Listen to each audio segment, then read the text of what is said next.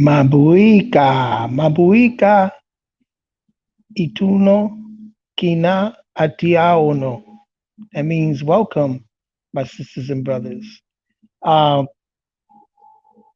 Please forgive me for the lighting. I don't know. I think I'm doing this in a different part of section of the house.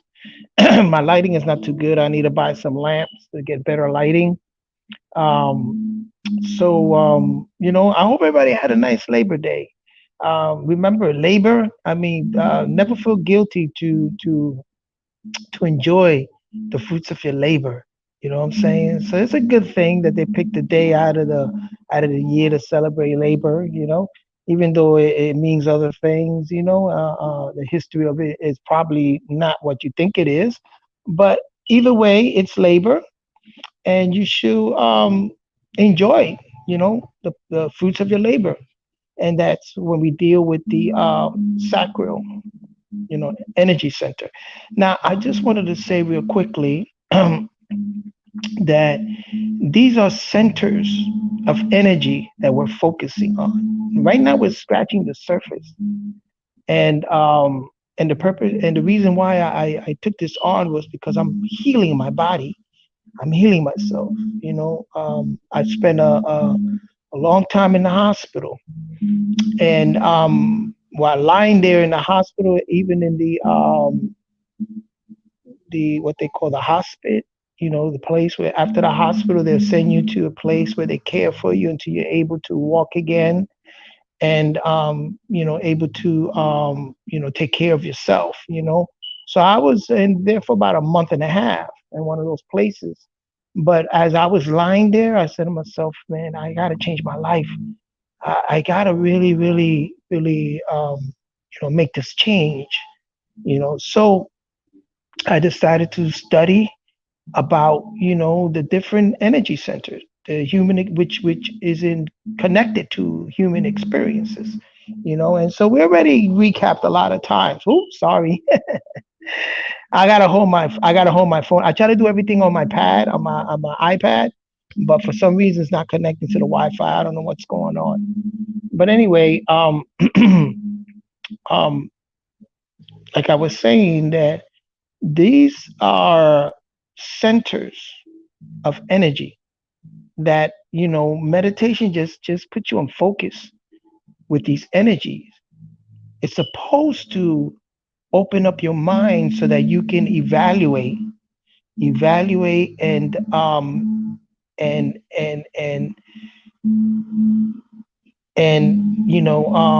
what is it, and schedule yourself right, and particularly invest your time in these certain areas. For instance, if you want to deal with the Earth Energy Center, you're gonna seek out DNA testing.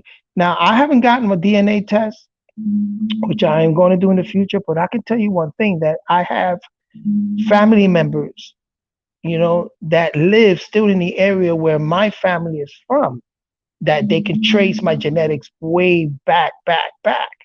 You know what I'm saying? Actually, six generations back.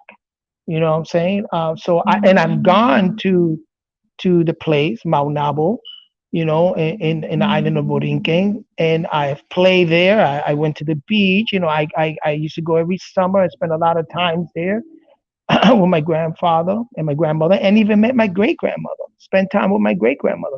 So I have a memory, a documentation as far as memory is concerned of my ancestors. You know what I'm saying? And that connectivity to that place where they're known to have been born back six generations or even more. So I have that. You know what I'm saying? Um, but the DNA is important because it can take you even further back. So I stand to reason with that. I understand that. Next is the root. And that's something that I always wanted to do as far as finding my actual DNA and link it even back, further, further, further. Um, you only get like one stream, because from my mother, I don't know anything that much about my father side. You know what I'm saying? So I need to find that one out, and connect with people of that particular genetics, ancestral DNA.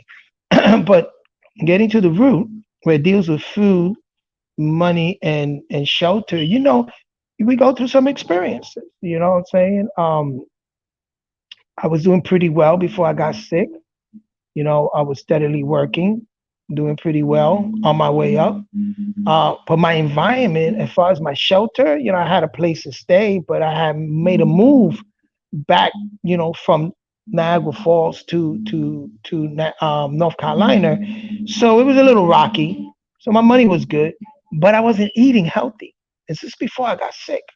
I wasn't eating that healthy. I wasn't invested. I would try to on my lunch break, I would, yes, visit these vegan places and get these shakes and whatever. But I wasn't really in the house. I wasn't really cooking, and I wasn't really paying attention to my health, my food, my sustenance.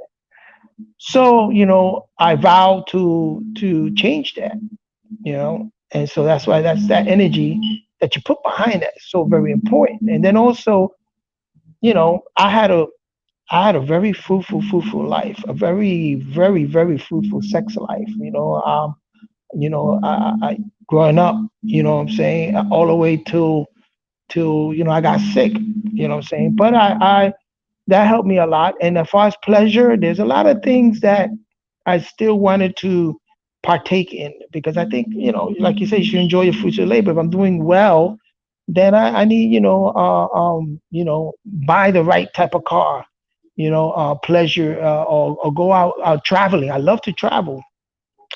Before I got sick, I used to travel a lot because I'm a musician also. So there were times that I had a gig.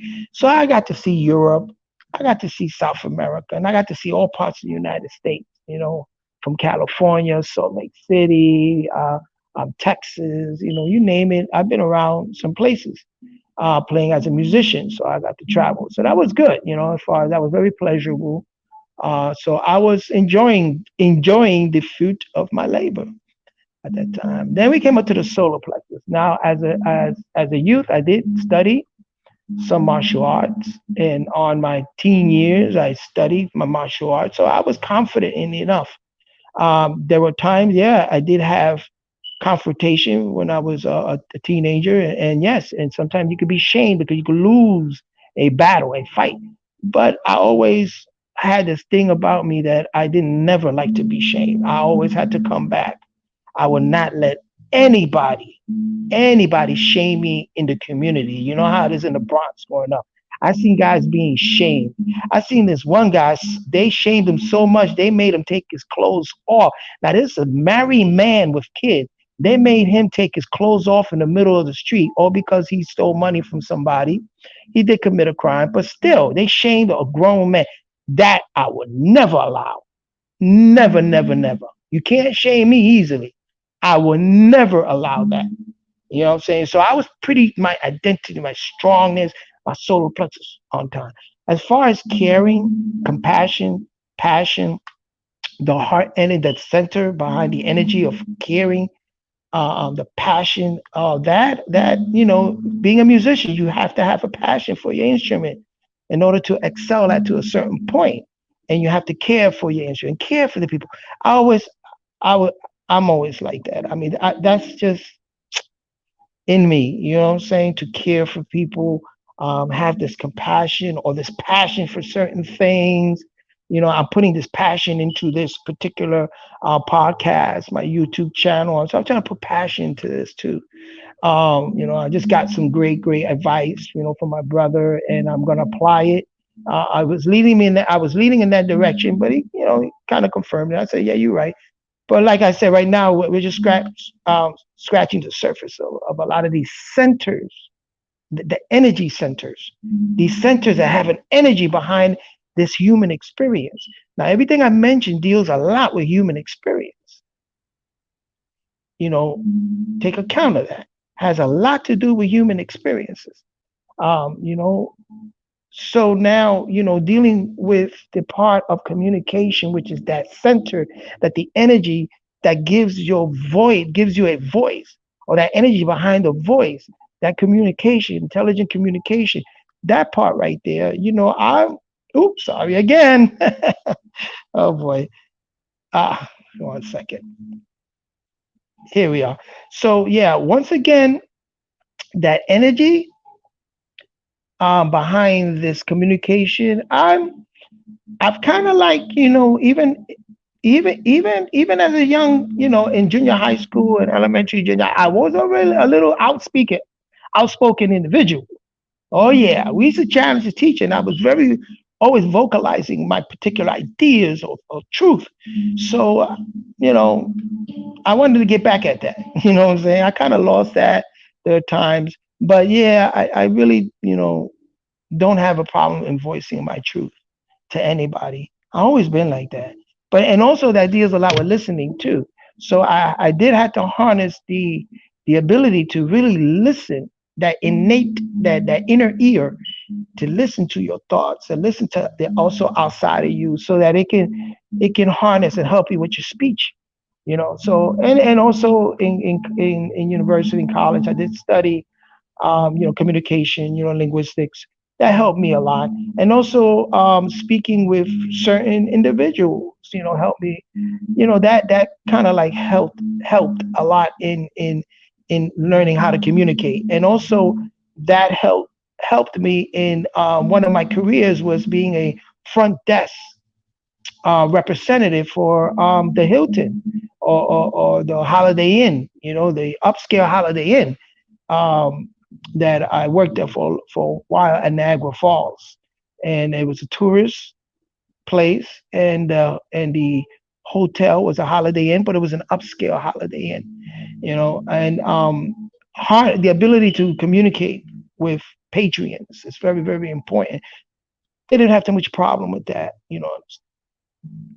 So, you know, later on, I want to go into the blockage of each one of these, and I believe that I've overcome a lot of these blockage, but there's still a lot of work to be done. It's not easy, and that's the thought that I had. Now dealing with the third eye, and the third eye is blocked by illusions, and the third eye is to know. When you know something, knowledge comes from there. That the intuitive knowledge, that that ability to decipher, discern things.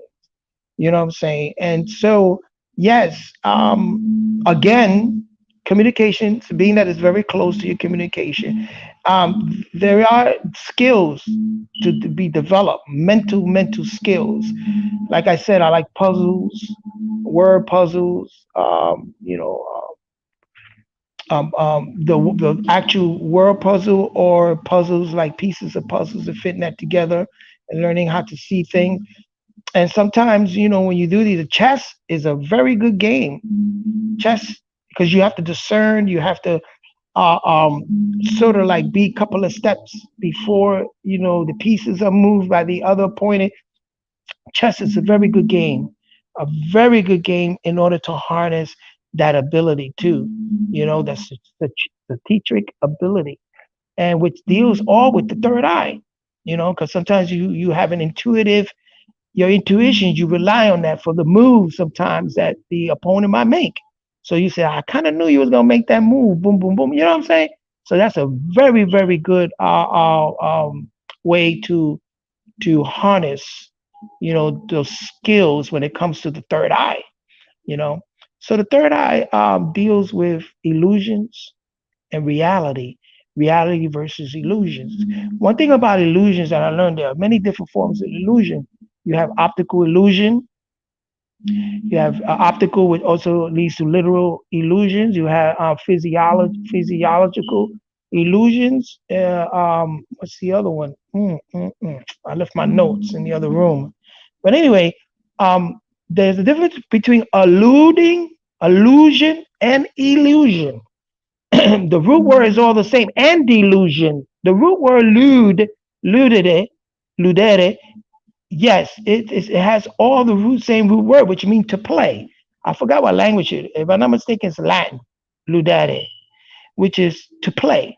So, like they say, they play a trick on my mind. That means or a magician plays with illusions. An illusionist plays with the optical illusions. The the ability to kind of like, again, oh my God, I'm sorry. Again, they kind of like they kind of like are masters at illusion in tricking the mind to think one thing, but in reality. And let me give you an example of optical illusion. If you take your finger and you wiggle your eyeball, one of your eyeballs, it appears that the whole room is moving, but you know the whole room is not moving because you don't feel it. Your feet is on the ground. Your other tangible sensing, it doesn't add up to your other senses. That's an illusion. So we can be tricked, play with, fooled, deceived by our own very eyes. And that's why magicians are so very, uh, um, the magicians are so very, what to say, magicians know this and they harness that ability. So um, they're more profitable. You know what I'm saying? Magicians are very profitable when it comes to the idea of eluding. You know what I'm saying? So they know that art very well. So I suggest also that people learn about the inner workings of magic. You don't have to get into it, but understand that you yourself, the mind can play tricks on you. The mind can play tricks on you. That's the reason why, when you take on certain drugs, and or you walking and suddenly your mind can really play tricks on you. We do have blind spots. You know what I'm saying? That's why when you go to driving school, they show you how to be cognizant of your peripheral visions. You know what I'm saying? That is actually you're looking straight, but you can see from the corner of your eye. So there are spots that you need to, you know, um, we all need to be conscious of that because the eyes can play tricks. It could play. It could allude with an illusion that can make you delusional. You know what I'm saying? Allude means to play and to direct you into certain pattern way. Illusion is again deceive you and make you delusional. You know what I'm saying? So very careful, very careful about that. I want to also real quickly in the back of me, I'm playing the third eye. What they call the third eye music behind it. Now, one thing about music is that it also relates to a lot of these energy center, and so this center is can be energized by bells, synthesizers. What else? Yeah, bells and synthesizers and chimes is some of the let me just look it up here real quickly. Yeah, the third eye loves the sound of bells, chimes, and synthesizer as the neurons in the brain react to these subtle sounds and they get active. You know what I'm saying? Hold 1 second. Give me 1 second. So yeah, again, so there's something that happens when you hear bells and chimes, and synthesizers. It does something to the brain. It does something to this energy. You know what I'm saying? So I sometimes listen to classical music, the violins and the chimes and all that. As growing up, in high school, I was a member of the concert wind orchestra at Evander Childs. That's how I won the scholarship to go to NYU.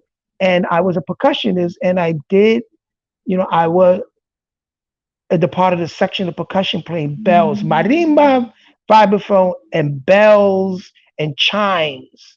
They didn't get much into synthesizers till later on. You know what I'm saying? When I played with certain punk rock bands and stuff like that, and I could use a synthesizer, for certain things like that. And these are stuff that I'm telling you as I'm healing, I want to get back into. In my music, what I'm learning about these energy centers and the musical instruments and the type of frequencies, like the letter, the note A deals with this particular. So I'm learning that so as to create body of music that also correlates to our human experience. So as my lyrics are speaking about a human experience, I'm able to use instrumentation to sort of like put everything together. In other words, making music very um very very beneficial for the actual energy centers, what they call the chakras. You know what I'm saying? So the ability for you to think and to know, you know, and to unblock those illusions is something that we have to really, really pay attention to. Pay attention about illusions. There's when I was reading the Emerald Tablets, Thoth talks about how there are people, and this has been happening since ancient time. There are humans that are invested in working of the night, what they call casting illusions, so as to control, as to control civilization, control communities. So we have to be very cognizant of that, what I'm saying, and stand on that truth. Get to know yourself better. Get to see what do you have in your life that it's eluding you with this illusion. And at times, you may think that you're delusional. Like, wow, how can I even think like that? But there's people that they don't care. They don't care to think a certain way. They just sort of like go along with the flow. They go along with the flow. And they can't have those conversations where you have these conversations and you bring up these topic and these ideas, as to say, man, if we all get to thinking a certain way, thinking, we'll speak a certain way, we'll act a certain way in unity, we can achieve a lot. You know what I'm saying? And that and that brings me up to like the Tower of Babel, the story of the biblical narrative that at one time, the people of the certain particular area, geographic area, spoke one language. And because they spoke one language, they all thought in the same, they had the same goal. You know what I'm saying? They had the same communication, the same goal. They were invested in dealing and creating a civilization, a unity, unified. And then what happened? The gods seen that it was not good. Man could do great things, and they said, let's dismantle that. Let's separate them. And that's where you get the different languages come from, and the different narratives come from that. And that's fragmented, fragmented. So we're born into a world that is very fragmented. All babies speak the same language. Goo ga ga ga ga ga ga ga. All babies learn the same tone. It's just through association and through indoctrination.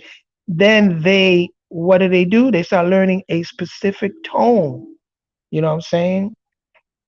A specific tone that is different from other tones. So then we're born, we're raised up in a we're not born, we're born unified, but then we are raised up in a fragmented civilization in pieces. Everything been broken down into pieces because you have people that believe divide and conquer. And I'm not, and like they say, oh, that's conspiracy. I'm not conspiring. It's not conspiracy. It's just a matter of fact. Why? Open up your eyes. You got people speaking different languages. In the very United States of America, you have different people speaking different language. Even the English that they speak different dialect. Because when I was coming from New York, I had a hard time in Florida understanding certain brothers. And then in New Orleans, and then you go to California, they speak different. You know what I'm saying? Like they don't say swag in California, they say slate. You know what I'm saying? If you don't know these different tones, if you don't know these terminologies, it kind of like, so it's fragmented. You know what I'm saying? So and you know, it's good to learn a language, an ancient language. I mean, my brother sent me the thing about the Sumerian. That's an ancient language, Sumerian, but that deals a lot with the East. I'm more invested in learning the ancient language of the West, and for the simple reasons is because I don't know. I got this thing that it's good to have both. You know what I'm saying? Learn both. I don't deny that. I can rock with that. Learn both. Learn the Sumerian and everything. And these things can be taught. And once you understand, languages and the trilaterals, phonetics and stuff like that, you get to see how you can unify a lot of these languages, and you can understand other languages just by knowing the basic of an ancient language.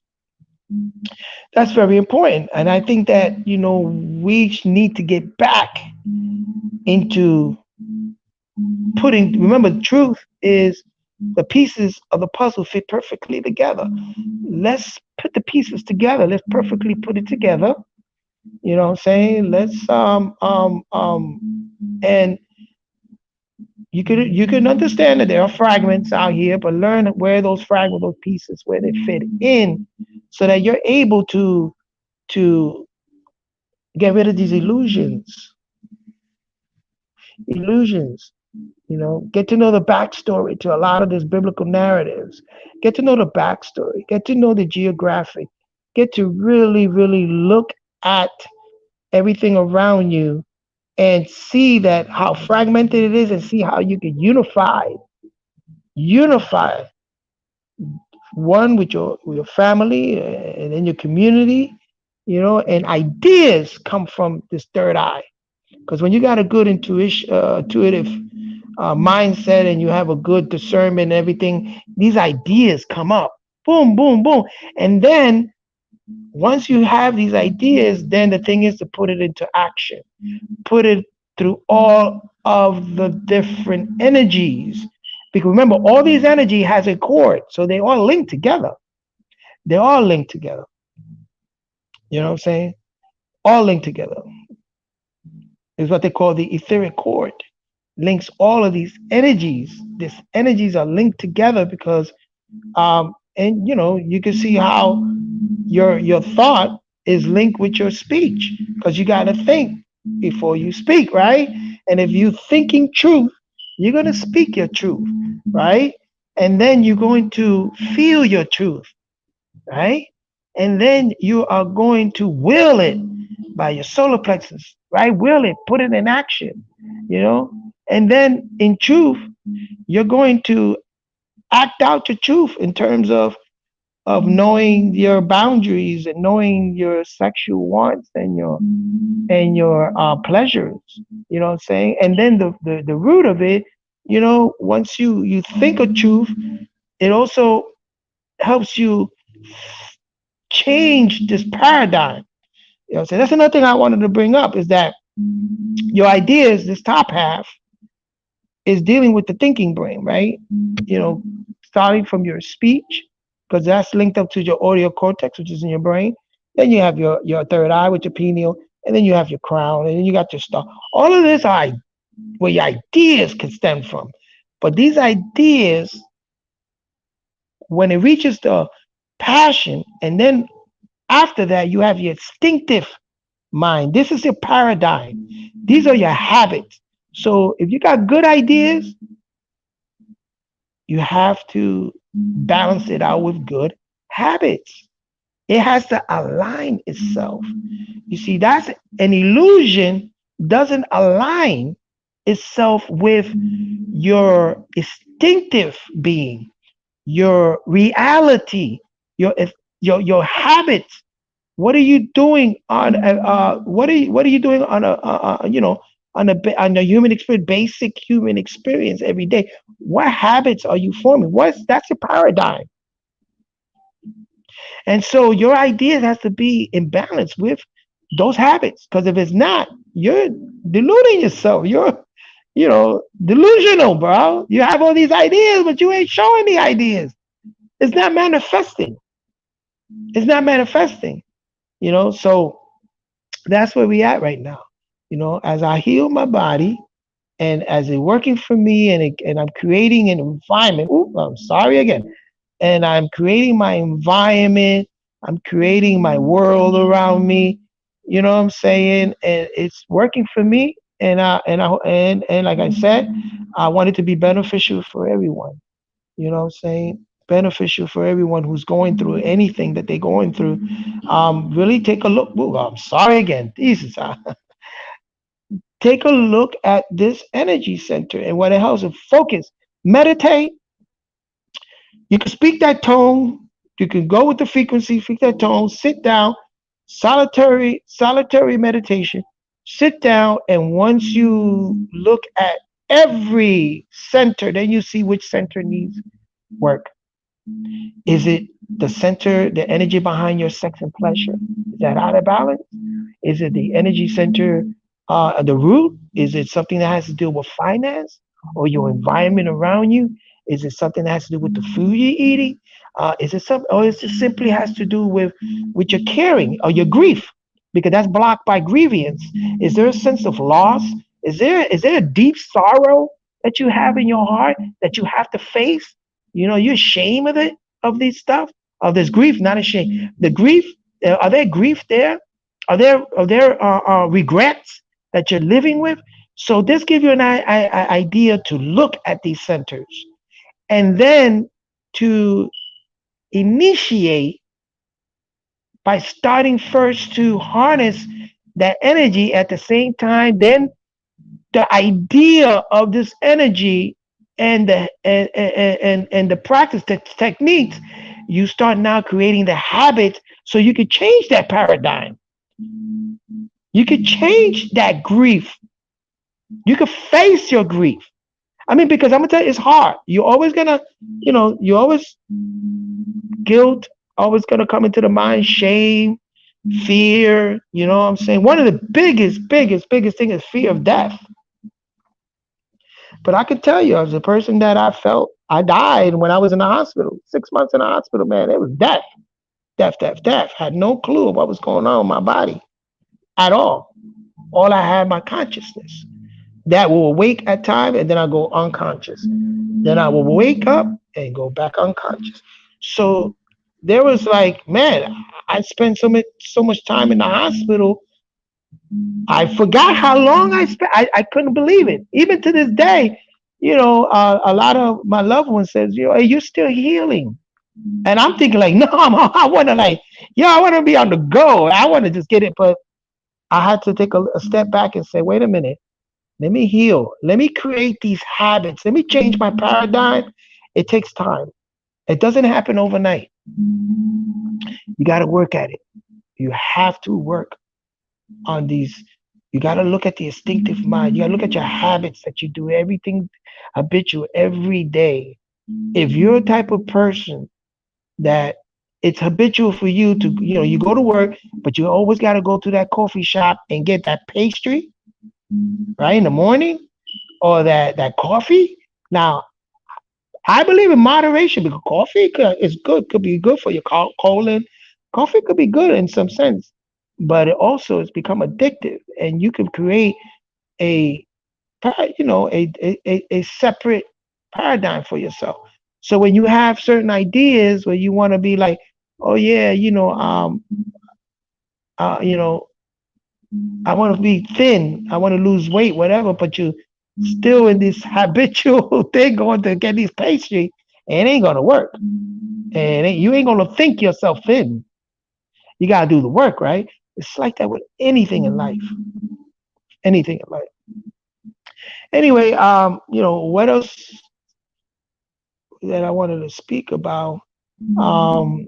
So this they call it the third eye because again because the optical, the pineal gland. I could have went in, later on while doing the podcast, I'll go into the actual organs that is superimposed, that these energy centers superimpose, and then we go deeply into discussing it. But that's more scientific and medical, which I do need too, because there's certain things that are my body. For instance, they never should have taken my gallbladder. I found out that there's other ways, and still my pancreas could be blocked. But I have to change. So again, my paradigm, what I eat is very important now. You know what I'm saying? Because The hospitals are not going to tell you that. They just want to take your organ. And then you're going to wind up sick anyway if you continue on eating the same stuff that you ate before you got sick. You didn't change your diet, anything. Yeah, they'll mention it. Yeah, you got change, but that's it. You actually have to pay for a dietary doctor and whatever. You know what I'm saying? But you have to make the changes. You have to make the changes yourself. You know what I'm saying? So this is in a way helping me, and also my music career. Right now is at a standstill, but I still practice. I got my sticks, and I still practice.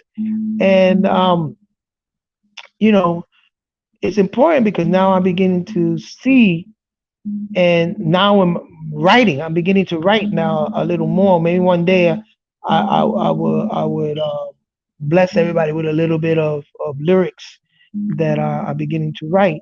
I still haven't finished my script. My script, the writing title is called Conga Boys. You know what I'm saying? But the actual script name of it is a summer in New York City, Un verano en Nueva York, because that's the story when I was in Shakespeare. You're growing up playing congas in the street, and Justi Barreto, a famous Cuban composer and percussionist, and Babalao, he wrote this song called Un verano en Nueva York, became very huge for a Gran Combo, and so that became very, very. At that time, I didn't know, but then later on in life, I said, "Wow, I was there. I actually seen the manuscript when he was on his way to Fania Studio for the Gran Combo to record this." And for those of you who don't know, a lot of these Spanish artists, Gran Combo is like the epitome of salsa music. You know what I'm saying? Google it. It's beautiful music. Well, that song, so I was fortunate to be in certain places at the right time with things. But at that time, I didn't know until later on. I was like, wow. For instance, everybody know I recorded one of the first hip hop jam in history with the Funky 4+1 More. When you hear "This is the way we rock the house," that's me on congas. Oh yeah, that's me. And my sister could attest to. My family knows that. Some people knows that because I know the backstory. When people say, "Oh yeah," only a person that was there knows Funky 4+1 More and Bobby Robinson, the Enjoy record, that whole deal knows. I could tell you what time we went to record it. I could tell you where we went to record that, and I could tell you when it came out and how it impacted. It was one of the first hip hop record in history, 12-inch in history, that was printed like that. That was made into a record like that. You know what I'm saying? In the Bronx. So I was fortunate to experience that. You know what I'm saying? And so, you know, knowing all this, and so my music right now it is in a standstill, but I want to harness. I want to get up to. I've been studying about ancient music, ancient what is it? Hunaian melodies and stuff like that. One of the most ancient recorded music scripts and stuff like that. So I've been kind of like studying things like that. You know what I'm saying? And anciently, I want to get in tune with these instrumentation because I deal a lot with vibes and chimes, bells, and I want to get into synthesizers and percussion. And then I got good friends that play guitar and piano and stuff like that. And at the same time, I want to be able to go into the studio and express what I want, express my truth, and make sure that the musicians are one in accord with the idea of you're trying to convey with particular energy. So I want to record music for all these energy centers.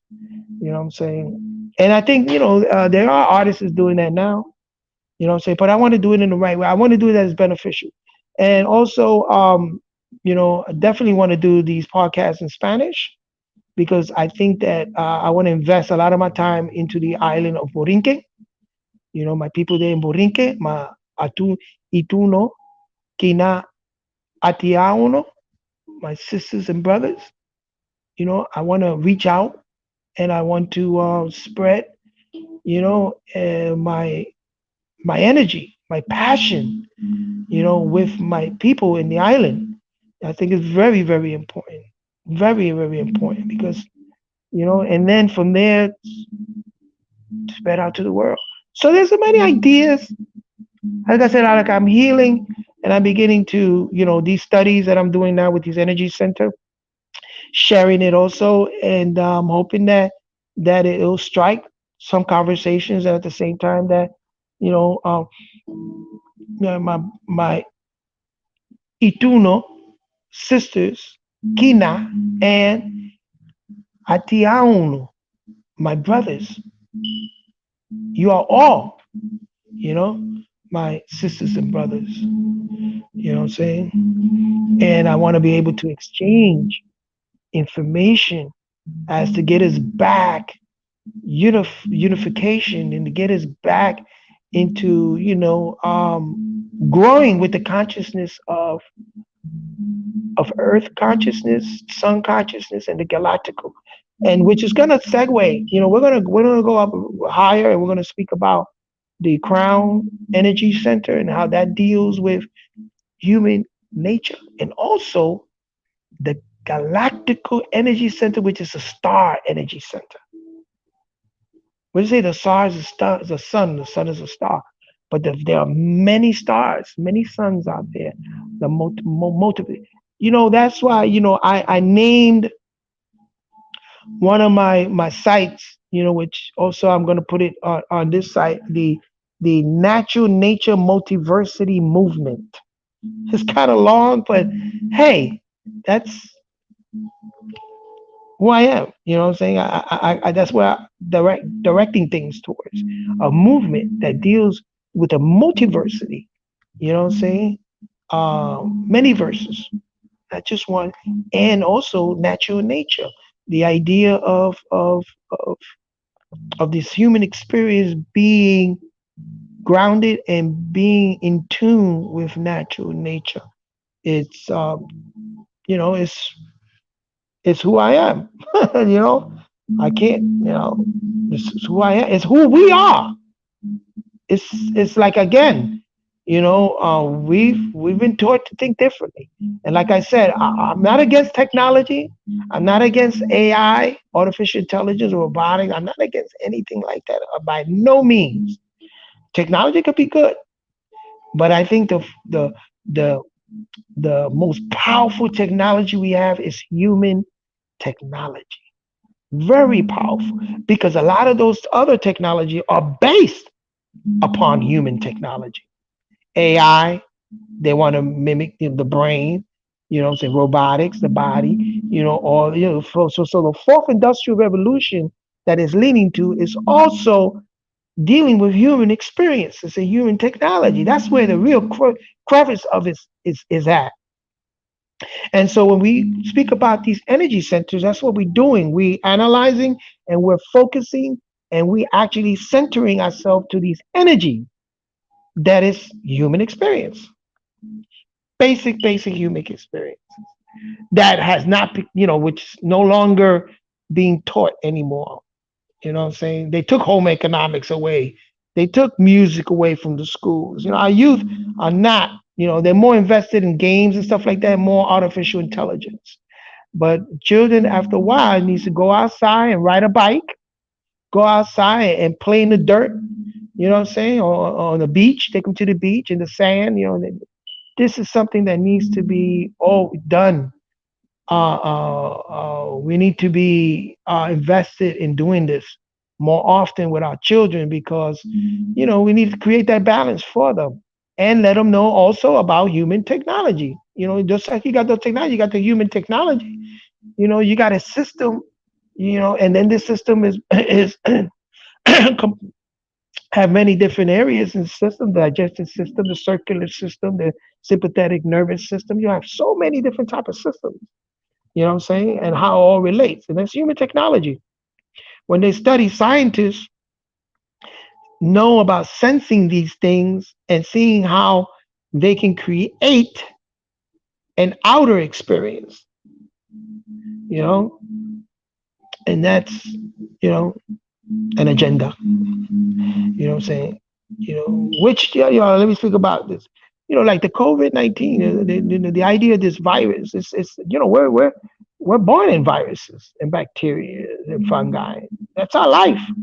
You know what I'm saying? So to actually study the body and study the effect of how these viruses and how the body is able to fight certain viruses and keep it in check gives them an idea of how to deal with a virus that comes from animals and how our body keep that in check. Because all about the immune system. It's attacking the immune system. The digestive system is attacking a lot of other systems. The endocrine system is attacking a lot of systems. But these are viruses. You know what I'm saying? And so they have to study the human body to see how it's affecting and how there are these good viruses and fungi that protects us. You know what I'm saying? And knowing how that works. But that's all dealing also with these energy centers. You know what I'm saying? Which is again, we've been bombarded by these fragments. The news not giving you the whole story, just fragmented pieces, because this is what this civilization has done. And we need to get back get back to get back to the I was thinking of the Beatles song, get back to where you want. You know what I'm saying? Very, very ahead of their time with that stuff. But yeah, what I'm saying, we need to ground ourselves and really, really, you know, heal ourselves, because we're all healing, because we all been violated, man. We all been violated, all of us, and on different levels. So yeah, we need you know, to really put this together. You know. So anyway, that's part two. I don't know. I wanted to get deeply into what alluding, illusion, delusions.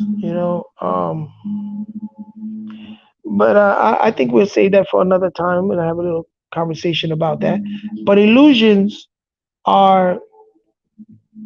Let me see. I got my notes. I should go get my notes.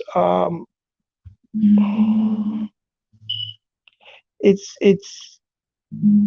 that those ideas don't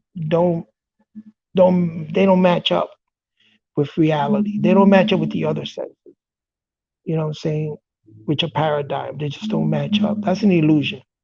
You know what I'm saying? It's like um, the magician is getting ready to do a magic trick. What is it? Robert is it Robert Blaine? I think it is. He's in the ascension where he's gonna hold on to these helium balloons, and he's gonna ascend up really high, high, high up in the sky. Oh boy. But then, he casting an illusion, because if you know anything, it takes I mean, you got hot air balloons and is able to pick up a basket with certain people, but that's a huge balloon. But this guy, I don't think those balloons that he's doing is high up there, or unless he's casting an illusion that we don't see. You know what I'm saying? So he's doing it with just I don't know how big are the balloons, but when you think about it, you say, "Wow!" I mean, that doesn't make sense in a sense, because people know that after a certain height, the balloons either pop or they would lose is levity. They will lose that levity, and eventually come down in some form. You know what I'm saying? So, but he's about to ascend. He called it the ascension. I think is behind the. I think there's a backstory to that, but that's just like people say, that's conspiracy theory. You know what I'm saying? The truth is that he's an illusionist, so he's able to cast certain imagery. He's able to cast that so as to make you think that he's out of the ordinary. He's extraordinary, able to do these things because he's extraordinary. You know, but in reality, he's just a human, just like you and me. He's just a human who gave a lot of passion to the art of illusion, deception. You know what I'm saying? And that's his life. That's what he's doing. I don't knock anybody for that, but when you use it to they use that when they use that to trick the mind into believing certain things and then to control you and control the narrative, control your life, then that's when it becomes a little too much. You know what I'm saying? They're saying that this whole thing about UFOs and stuff like that is actually going to be a holographic illusion that they're going to cast out of the sky. So you got a lot of talk about that. You know, that there is no ships coming down from no other planet because this planet has been quarantined and this planet is not allowed because of, you know, the agreement that they all have. Because when we start going into the star energy center and remember how we said it connects. So the star is going to connect with your earth energy center. And your earth is about ancestral patterns and genetic blueprints. But so also in the star, in the galactical sense, we have an ancestry, a galactical ancestry and genetic blueprint. Check that out. And so this is another area that we can go into. And people say, oh, that's kind of space out, whatever, this and that. But this is actually becoming documented. There's facts out there. There's people that's invested in finding out certain truths about our very human existence, a humanoid existence that we have, and they're more the more they dig deep, and even to the genetics part, they're finding out that there is something that comes from not here. They don't know where it comes from. They could distinguish what comes from here, genetic blueprints that comes here, but then there's a certain genetic that they think like they can't find it nowhere in the planet. You know what I'm saying? So that's the discussion they're having now. You know what I'm saying? But that's just to touch upon that. But we'll deal with the energy of the sun. The plasmic sun and the stars, and how we're in a plasmic bubble, and we have plasma in our blood. So the connection between all of that, we'll speak about when we get up that high up. You know what I'm saying? It's going to help me, like I said, in healing. Right now, this third eye is connected to the sacral, which is the sex and pleasure. But also, I was looking at something so deep. I'm not gonna mention his name right now because I don't want to do that right now. But his brother came on and was talking about the pineal gland. He says, the pineal is shaped like a pine cone, right? But that pine cone looks like the head of a penis. That's like a pine cone too. You look at the head of the penis, it looks like a pine cone. So this eye, when they say it's never really calcified. It just means that it collects some type of liquid around it. And one thing about this particular pine cone, that it becomes erected, just like the head of a penis. It becomes erected, and that's when it starts secreting, melatonin, serotonin, or we'll talk about the DMT at some other time. But anyway, this they say this pine cone, this pineal gland gets erected just like the head of a penis. And he made that analogy, and I was like, wow. Then I was saying, wow, that does make sense, because this, in a way, you could feel a bliss, an orgasm by thought, an aha moment. It's like ecstasy with thought, just by an idea. And a lot of times the idea of sex, the idea also stimulates that particular organ. You know what I'm saying?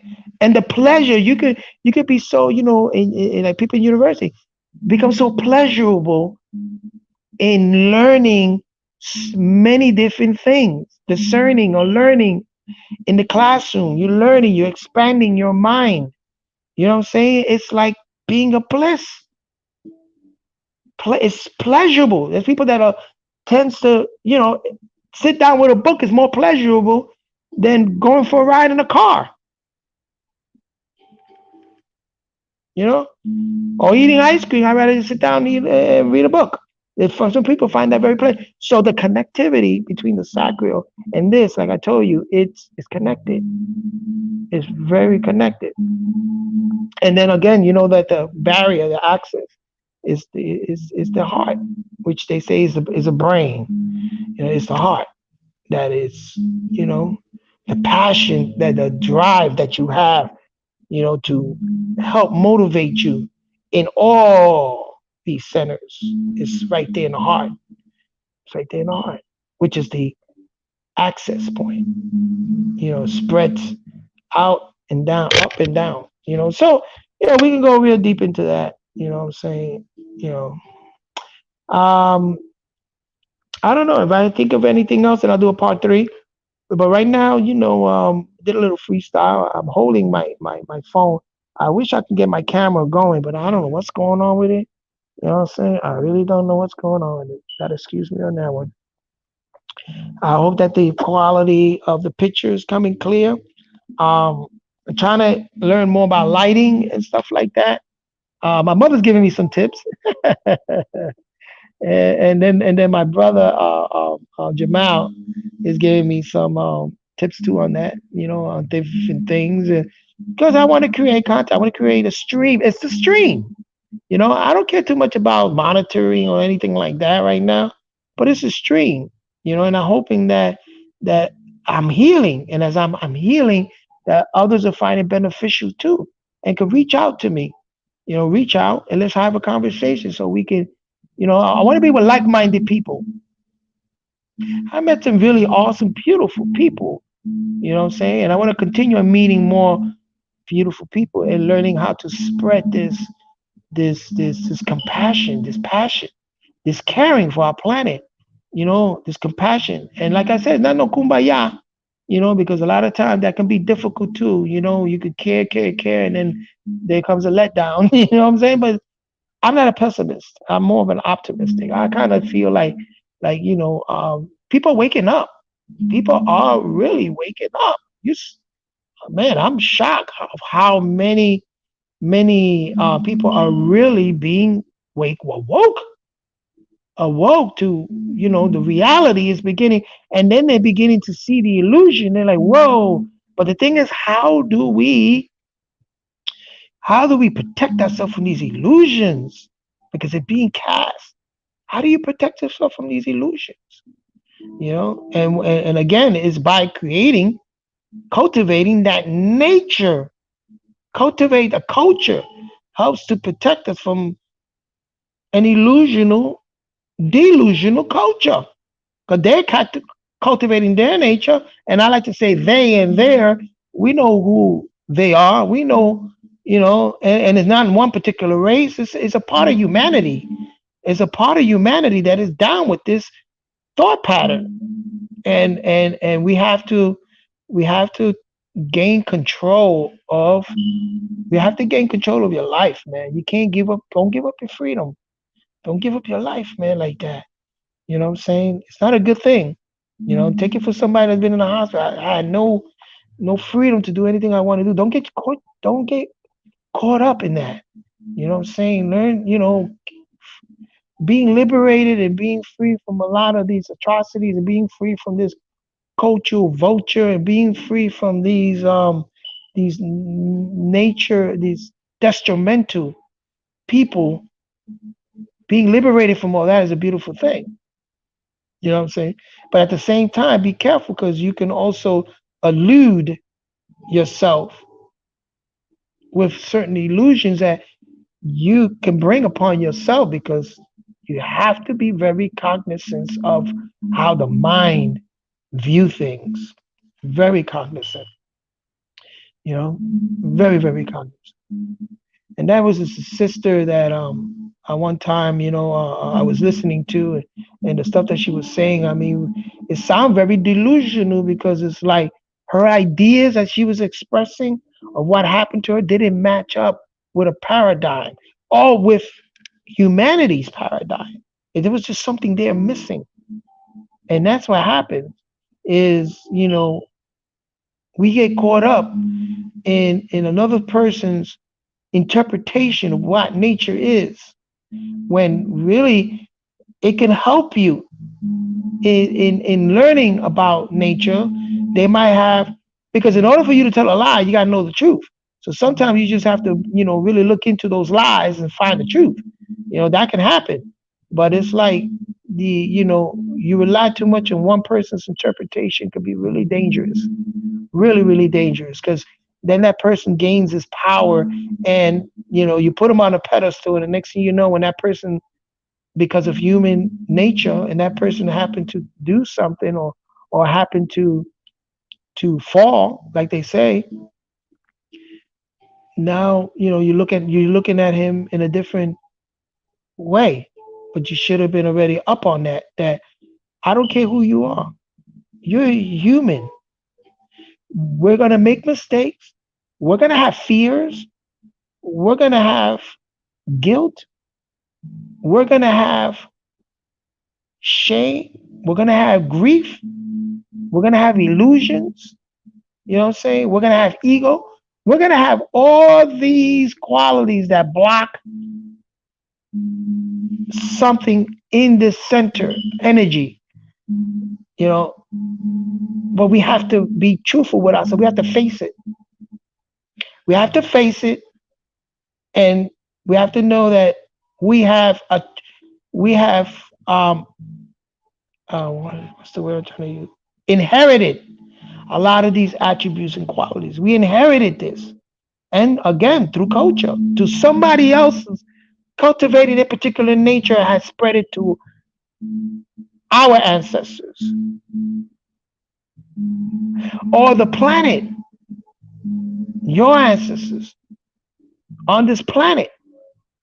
There is, like I said, another form of thinking that has been playing us, looting and making people delusional. So that's a human experience. It became a human experience. So we have to wrestle with that. We have to face it. We have to get rid of those blockage. You know what I'm saying? We got to understand that yeah, in the mind you can think you're right, right, right, right, right, but you think you're right that you forget that there's a left. So you don't see the whole picture. You're so much thinking that you're right that you forget that there's a left. You thinking you're positive, positive, positive, but you forget that there's a negative. You're not balanced. You're not seeing things from a whole perspective, a whole around a whole perspective. You're just so you could trick your mind. Your mind could be tricked thinking that you're right, right, right all the time. You know what I'm saying? A true seeker of wholeness would say, "Man, I'm not right all the time. I don't know all the time." And yes, I have an ego, but I've learned how to subdue my ego, because ego, I kind of like define it like energy on the go, that it's just constantly on the go. It has no direction at all. That to me is the ego. Has no direction. It's just bluntly out, bluntly gone on the go energy. But when you condense that energy, when you put it to a focus, then you subdue that ego, because now you put it into a particular focus. That energy. You're putting the pressure on it, and you're giving it a focus, as to create an instrument. Your mind can be an instrument. You know. So anyway, you know, I don't, so many things, so many things. But anyway, but this is ideas again, and like I said, I'm not right all the time.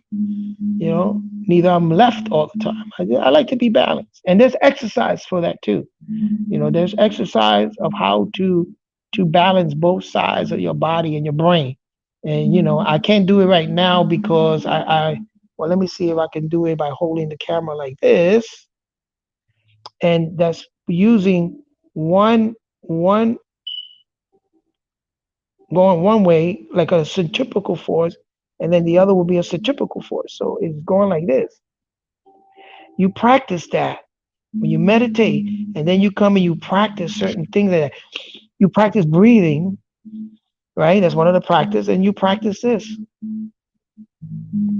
and that's learning how And musicians, percussionists do that when they learn rudiments. You learn paradiddles and double paradiddles.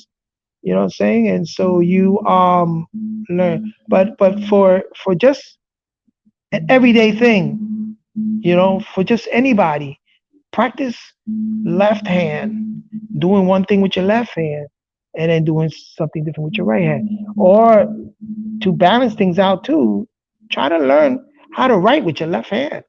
I've done that. I can write with my left hand. Practice writing with your left hand. Learn the balance, man. So those are so that way you don't fall too much to the right all the time. I'm not right all the time. I got left.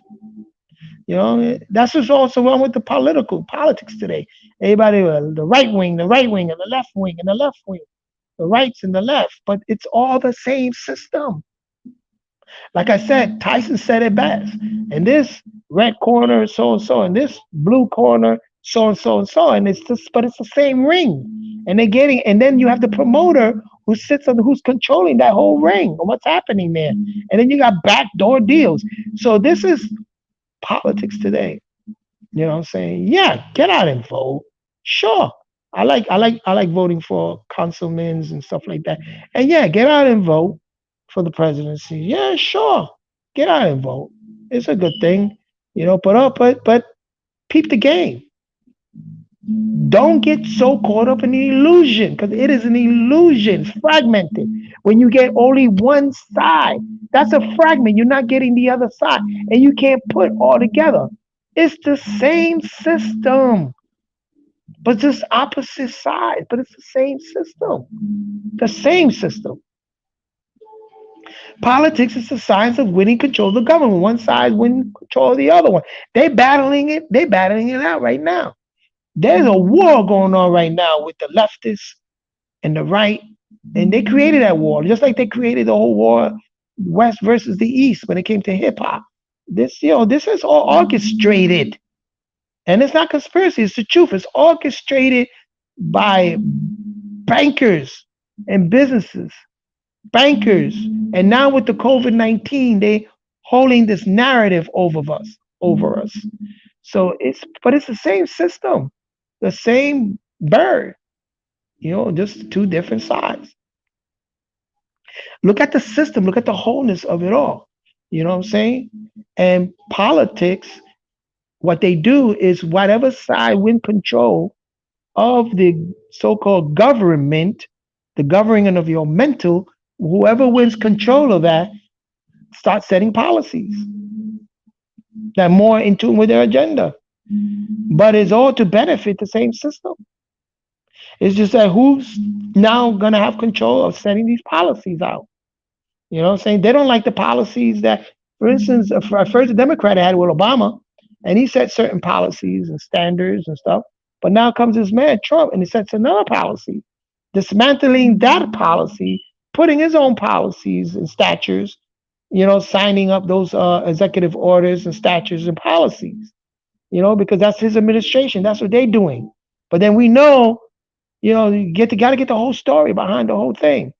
A lot of leftists didn't like it because they started to see that it wasn't benefiting them in any way. It might have benefited the system, but now let's get a shot at it because they it benefited, and also they started to see that there was a kind of the underlying mafia type of ethics going on in that particular White House administration. They started to see that there was sort of like a little mafia based type of ethics. You know what I'm saying? Which I don't discard that at all and anything, you know what I'm saying? But like I said, it's their system. I'm not gonna get involved in that system. But I'm gonna be smart about it and say like, hey, okay, sure, I'll vote this way, whatever, but I'm going to continue living natural nature because eventually nature is going to shake them off. They're going to fail, going to fail. But when that happens and it falls apart, how are you going to pick yourself up? Where are you going to be? How are you going to stand? That's why I'm on the side of natural nature because natural nature is always going to protect us. And you want more human beings, humanity, on the side of natural nature, on the side of earth consciousness, because if it doesn't benefit the consciousness of the whole planetary or consciousness of the whole earth and galactical consciousness, which is another form of consciousness, then we become extinct. Because we're no longer in tune with what natural nature wants. So we become extinct. Think about it. You know what I'm saying? Think about it.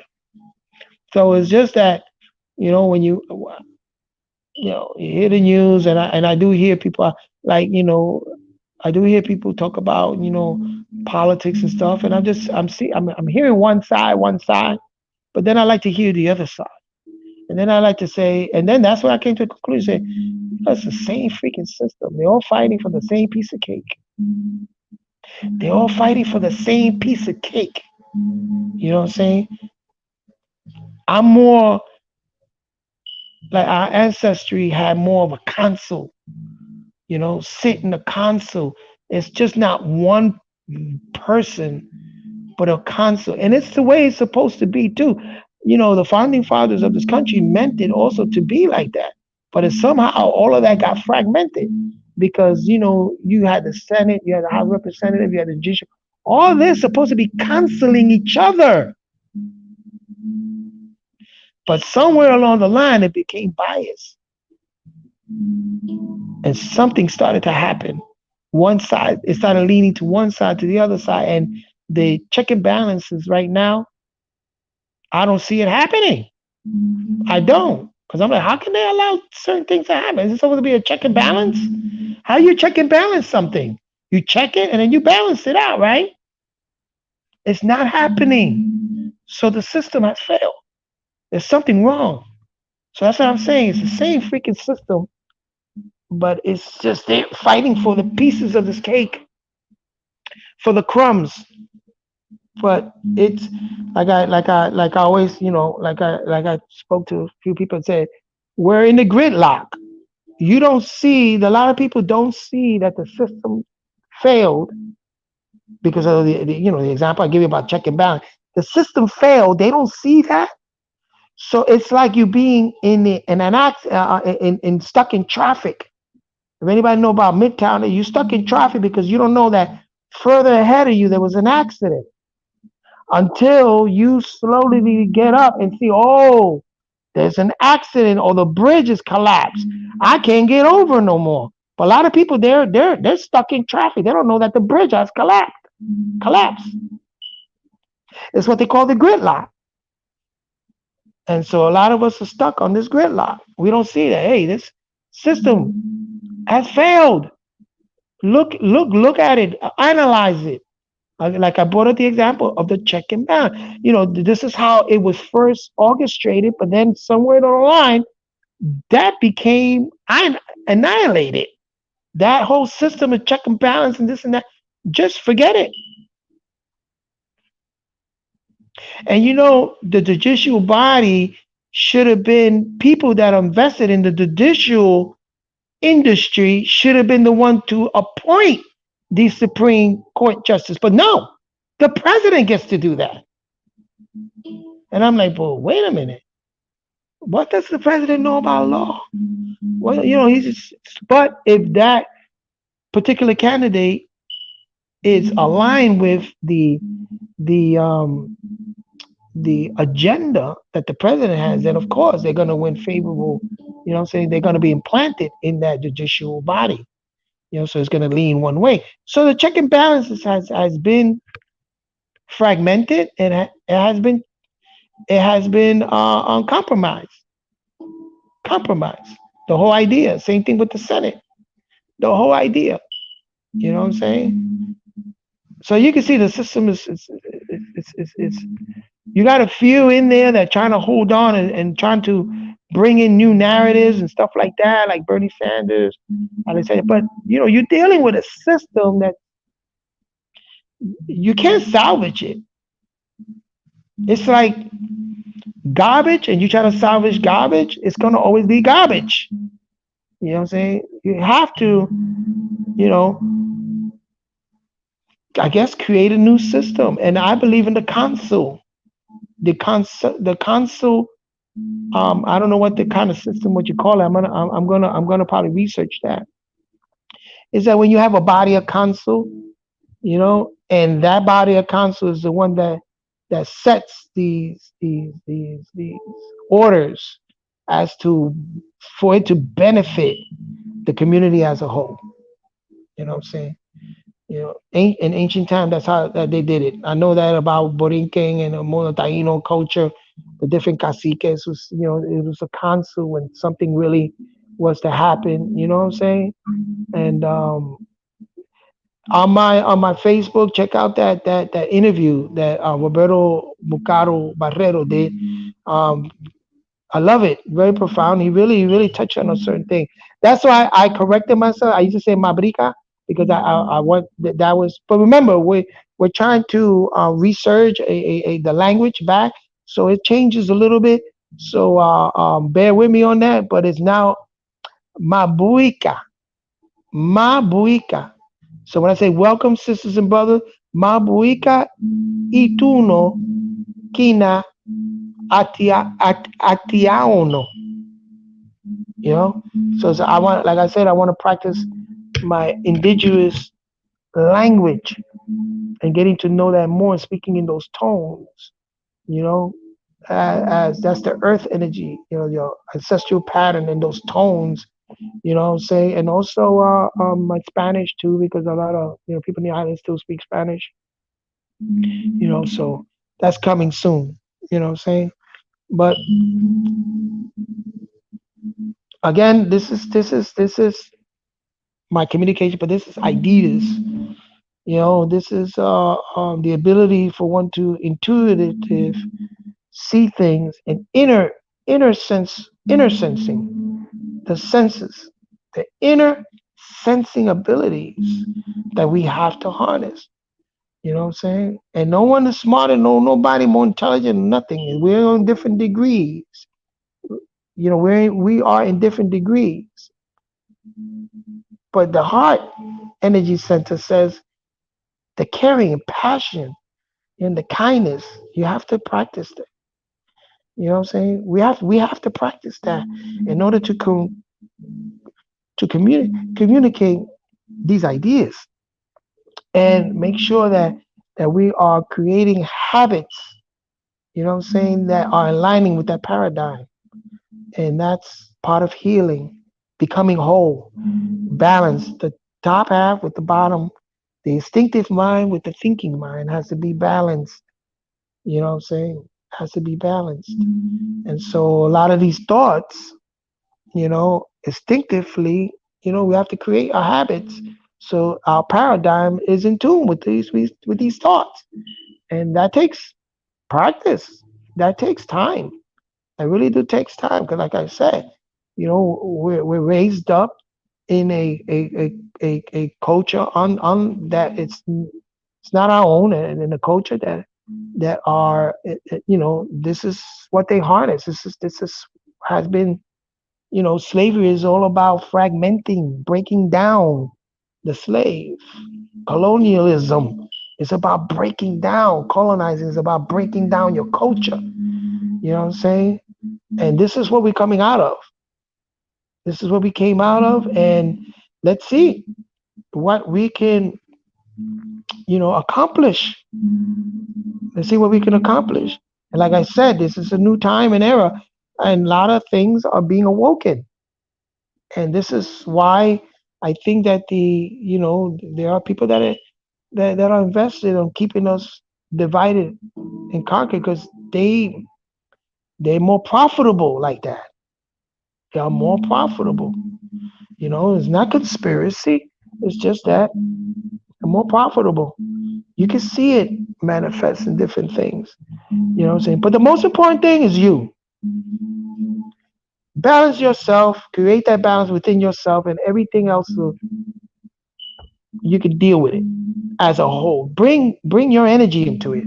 And that's what we're doing here is we're analyzing, we're scratching the surface, we're analyzing these centers of energy, and we're gonna balance it all out, right? And we're gonna go forward in life.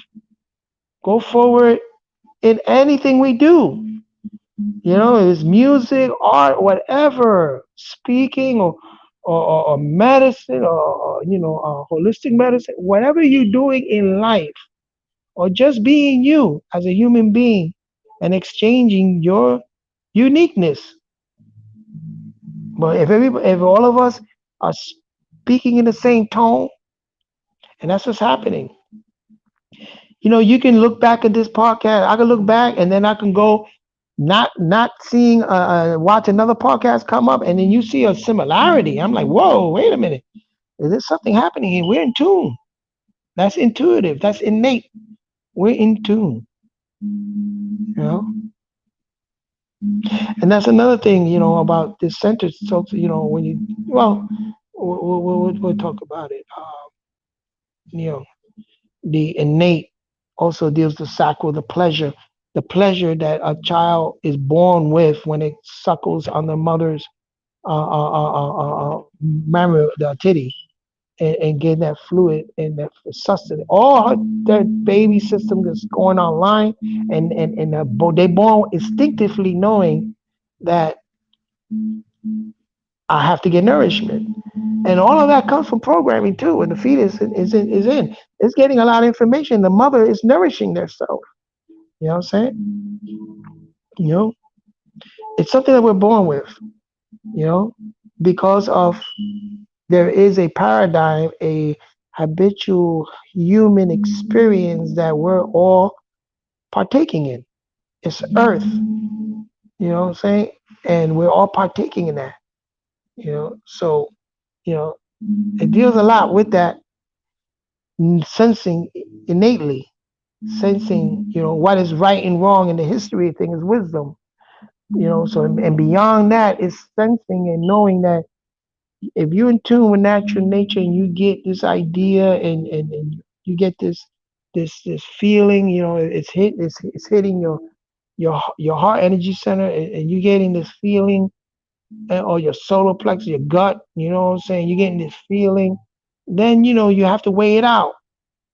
You have to weigh out that feeling and say, why I'm getting this feeling. You gotta ask it, is it necessary why I'm getting it? And what I'm feeling, is it true? Is it has to do something with my paradigm? Is it has you know what I'm saying? You have to, because you're gonna get messages. You're bombarded with this ability to innately sense things. It's a human experience. Again, each one of these energy centers deal with human experience. You can't discard it. Like they say, pseudoscience, not pseudoscience. That's false. You're separating pseudo from reality. That's false. You know what I'm saying? That's pseudoscience, the fact that they say pseudoscience when they talk about the energy center. That's pseudoscience because you're putting a label on something that is not true. This is human experience. Everyone goes through these experiences. They need, in order to survive, in order to thrive, in order to communicate. You know what I'm saying? This is a natural occurrence that we're speaking about. We just created a system that help us focus on each one of these energy systems. That's all we're doing. Is created a system to help us focus so that we can analyze it, like a scientist, sense it, analyze things in our lives, in human reality. No biggie, no spaced out thing. I don't need to go to no tarot card or caracol, what they call seashells. I don't need to go to that. If I want to concentrate on a certain area and I happen to, the person happened to do a reading or something, and then I say, okay, I could take that in. But at the same time, what do you need to do? Once you gain that knowledge of how these energy works, then you know what you need to work on. You don't have to rely too much on external instruments. These external instruments are just there to guide those that don't not know. But once you guide them there, then you have to let them know the truth about what you're doing and the truth about it. That's again, like I said, how certain religion and certain organizations they disconnected with natural nature because they're playing tricks. They're casting an illusion. They're playing tricks on you.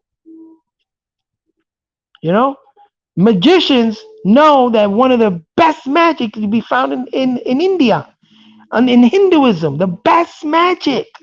They are well advanced when it comes to the art of deception and illusions. And it's not knocking the Hindu race or anything like that.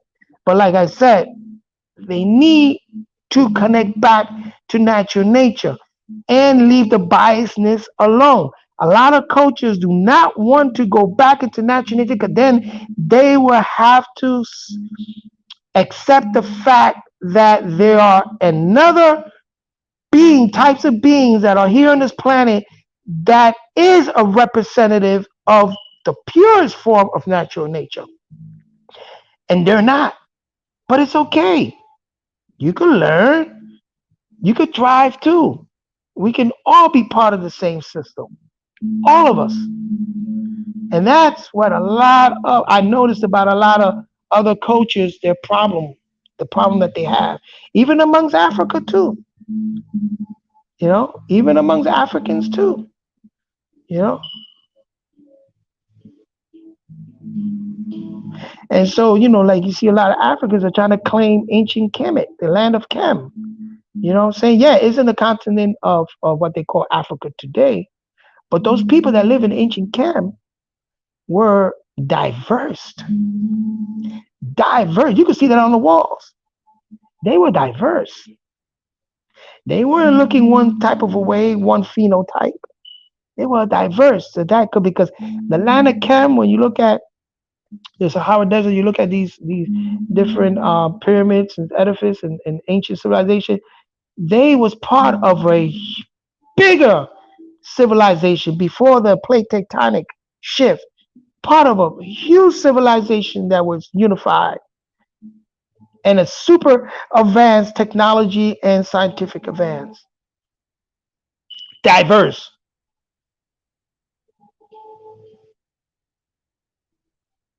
So a lot of coaches don't want to accept that.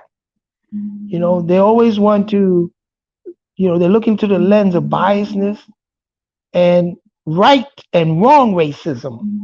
Some wrong racism. It's not wrong to be proud of your who you are, your race, or where you come from. They're not. But when you use it to badger, or you use it to fragment the reality of what you use it to hide certain facts, you use it to downtrod another race, you use it to stop another race from growing or stop a culture of people from cultivating the particular nature, then that's when it's wrong racism.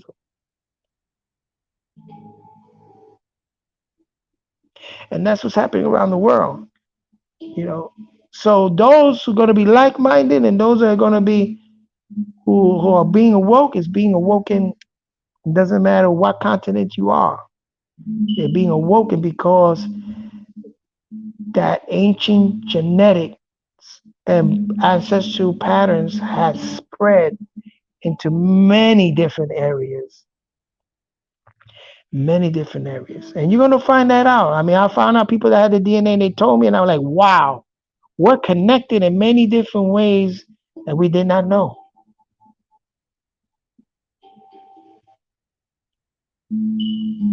It kills the whole biasness. I'm excited when I'm going to get mine done to really, because like I said, I just know of my ancestry through my mother and my grandmother and my great grandmother. I can go back. You know what I'm saying?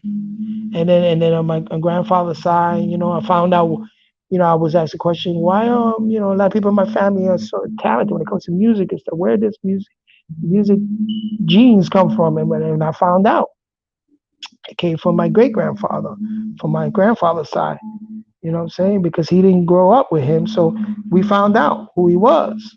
Because there are people that were living in the island a couple of years ago that were good friends with my grandfather and who knew the history. They grew up together in the same town.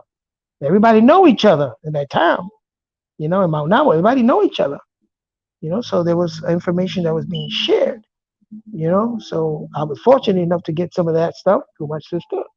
And fortunate in hearing stuff when I was young and experiencing stuff, and from my mother. So, but I want to go deeper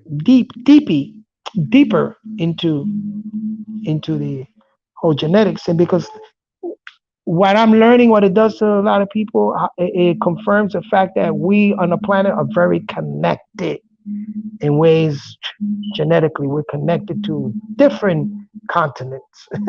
People finding out. Irish here, German here, and Brazil. I mean, the South America. I mean, connected in so many ways. So I'm like, wow, you know, you know, this is the power of knowing that particular energy center.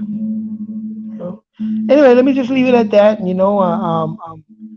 Brought up some, ideas. Like I said, just be careful of illusions. We live it. Everything is cast around us. When we put on the TV, there's a casting. There's Hollywood. There's illusions always. At one time it was using silver screen. Now it's using the black mirror, casting illusions. And we just got to be careful. You know, Except you know you can find ways to deal with these certain type of illusion. You have to develop that keen sense of awareness. And there's people that got that. You can get that naturally, just keen sense of awareness. And then it comes by exercise. And I tell you, like I said, chess, the game of chess helps a lot with that. And that's an ancient, it didn't come from Europe. It came from ancient Kemet. Chess, the ability to play chess, because you develop that sense of keen discernment and also intuitive move when you try to you're trying to figure out the next move that person's gonna make. That's a great way. And puzzles helps a lot because it helps you get the pieces, understand how certain pieces fit. You know, you can't force a piece into another piece. It has to perfectly fit together in order for you to create the whole picture. And that's what truth is. So anyway, man, oof, let me just leave it there. Peace and blessing to everyone. Love you all. And like I said, let's just keep it going. Peace.